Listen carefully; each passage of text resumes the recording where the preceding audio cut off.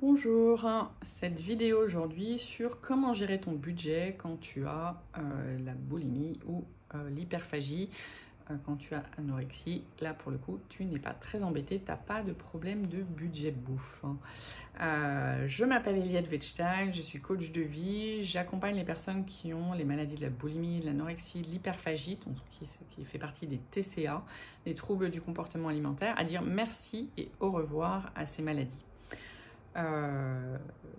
Donc gérer un budget, ton budget nourriture en fait quand tu es, donc là je vais plus parler boulimie et hyperphagie, ça peut vraiment prendre des proportions incroyables.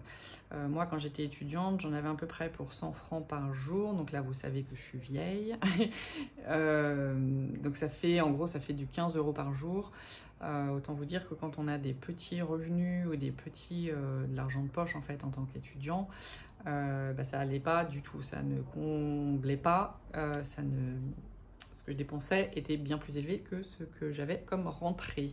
Donc c'était un peu compliqué et effectivement, d'où les vols dans les magasins. Alors je ne vous dis absolument pas que c'est ce qu'il faut faire.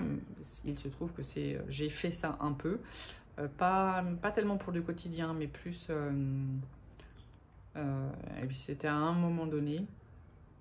Bon, j'ai volé dans les magasins, j'ai volé chez les gens chez qui j'ai dormi, j'ai volé pas mal de nourriture, ou récupéré aussi dans les buffets, dès que je pouvais récupérer en fait, parce que d'abord je détestais le gâchis, je me disais oh là là, toute cette nourriture que je pourrais avoir,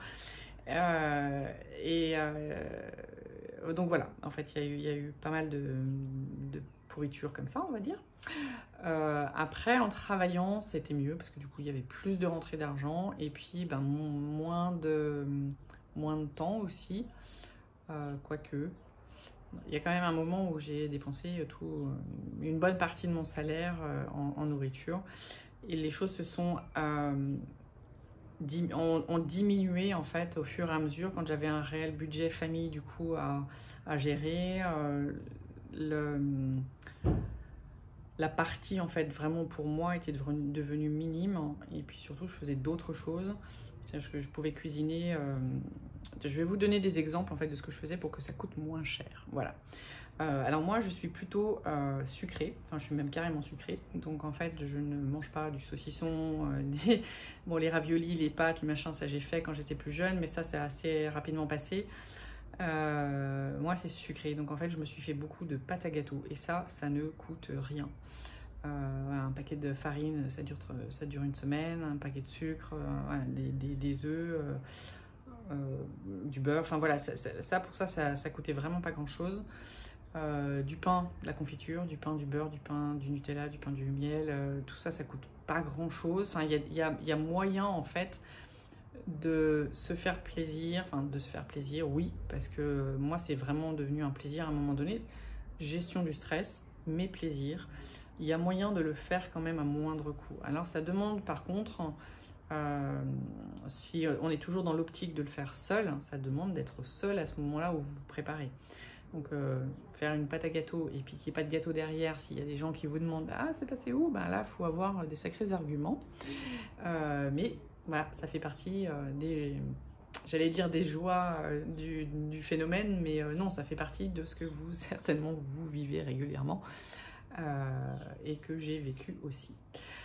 Quitte à faire deux ou double pâte à gâteau pour quand même en faire un et pouvoir manger l'autre. Bon, après, chacun fait comme il peut, mais voilà, il y a moyen de faire des crises en fait à moindre coût. Il y a aussi tout ce qui s'est développé maintenant de magasins discount et du coup qui coûtent quand même vraiment moins cher. Donc on est 6 à la maison, quand je fais un plein à Super U et quand je fais un plein chez Lidl, il peut y avoir jusqu'à 100 € d'écart. Donc le discount, choisissez bien celui qui vous plaît. Moi je trouve que Lidl est vraiment de très bonne qualité. Si vous faites vos courses à Lidl, ça vous coûte quand même bien moins cher que si vous faites vos courses ailleurs.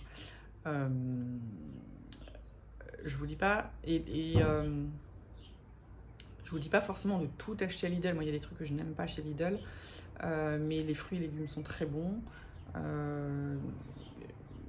Ils ont vraiment évolué en fait, ils ont vraiment monter en gamme, en fait, c'est Carrefour. Lidl, c'est Carrefour. Alors, je fais pas la pub, en fait, pour Lidl ou Carrefour, mais je n'ai pas d'action chez eux, mais je trouve que leurs produits sont bons. Alors, c'est sûr que c'est pas les produits du marché, d'accord? Mais enfin, je pense que pour vous faire plaisir et puis revomir derrière, c'est pas les produits du marché qui sont le plus idéal pour votre porte-monnaie.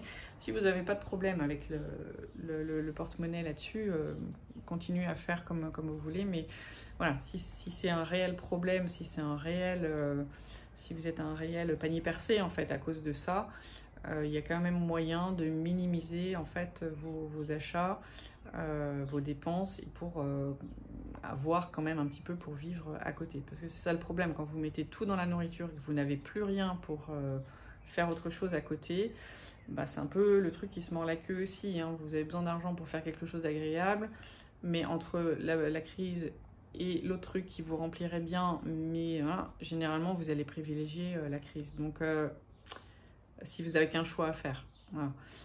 Moi, je l'ai vécu pendant des années et je vivais la même chose après. Entre faire garder les enfants ou faire un truc sympa pour moi, c'était le dilemme. C'est soit l'argent, je le mets pour faire garder les enfants, soit je le mets pour faire un truc sympa pour moi, mais du coup, j'ai pas les deux. j'ai eu ce même ouais, dilemme en fait pendant un paquet d'années.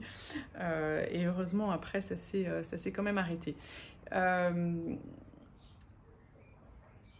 Pensez à vous désaltérer. Pensez vraiment à vous désaltérer. Il y a vraiment un souci avec ça.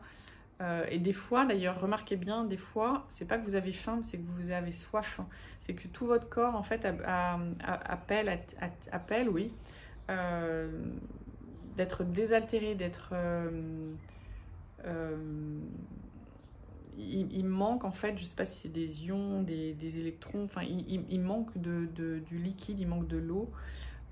Et parfois, rien qu'en prenant une douche, ça permet de calmer en fait cette déshydratation. Sinon, bien sûr, il faut boire.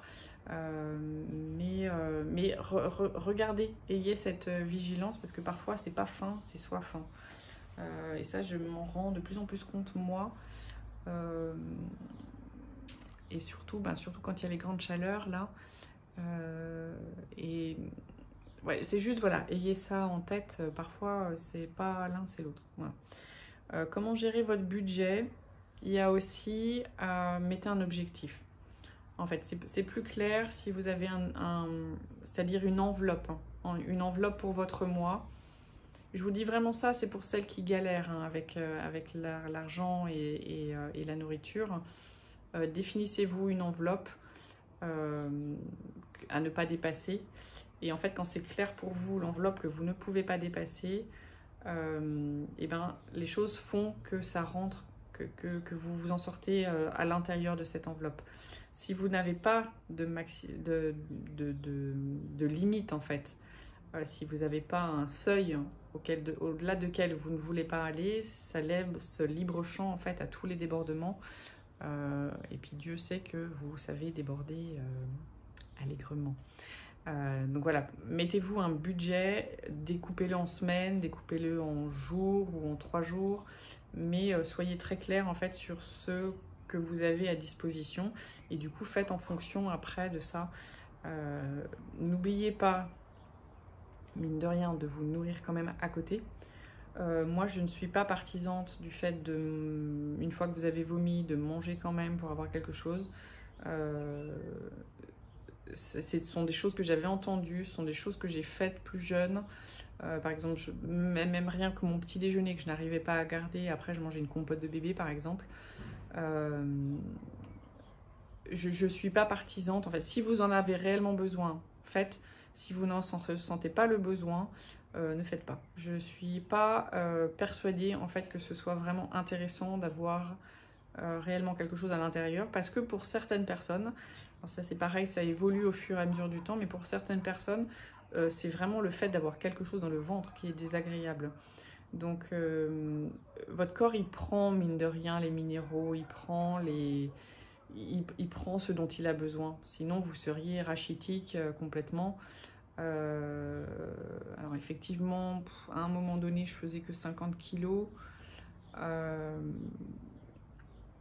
J'ai jamais pris de médicaments par contre. Je faisais que 50 kilos, mais aux États-Unis par exemple, je faisais exactement pareil, c'est-à-dire que je vomissais tous mes repas et j'ai pris 20 kilos. Donc je suis pas sûre que le fait de. Je n'ai pas d'avis sur la question. Pour moi, ce n'est pas le cas maintenant. Testez vous. Si vous vous sentez mieux quand même avec quelque chose que votre estomac est OK pour garder, faites-le.